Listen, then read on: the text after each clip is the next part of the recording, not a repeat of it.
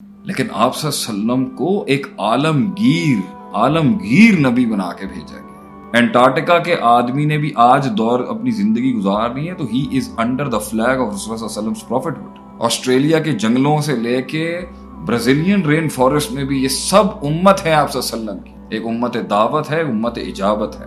ایک وہ ہے جس نے دعوت قبول کر لی، اور ایک وہ ہے جس کو دعوت ابھی جاری ہے، چل رہی ہے، اس کو دعوت دی جا رہی ہے کہ آپ نبی صلی اللہ علیہ وسلم کی امت کا حصہ بنے۔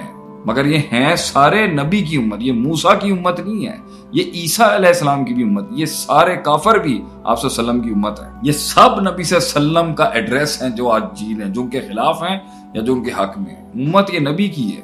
یہ سب کے لیے زندگی گزارنے کا جو اصول ہے اور مقصد حیات جو ہے وہ آپ صلی اللہ علیہ وسلم بتائیں گے۔ کسی کی اوقات نہیں ہے کہ وہ انسانیت کو یا ایھا الناس کہہ کے ایڈریس کرے اور انہیں بتائے کہ اتبعوا ما انزل الیکم من ربکم، کہ رب کا نازل کیا ہوا پیغام تیرے لیے سوائے نبی کے علاوہ کسی اور کی اتھارٹی نہیں ہے کہ وہ اپنے ساتھ منسوب کر کے بات کرتے ہیں۔ کسی کی اوقات نہیں ہے کہ وہ کہتے جی مجھے یہ لگتا ہے کہ آپ کو ایسا کرنا چاہیے۔ یہ حیثیت ہی نہیں ہے کسی کی، یہ صرف نبی کے پاس ہے۔